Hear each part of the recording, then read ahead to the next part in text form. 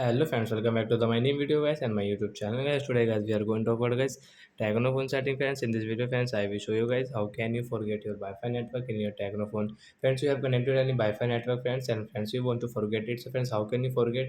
In this video guys I am going to show you.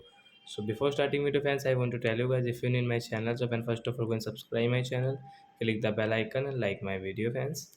Well, first of all open your phone setting to forget your Wi-Fi network. So friends, after on phone setting guys, you can see this type of setting.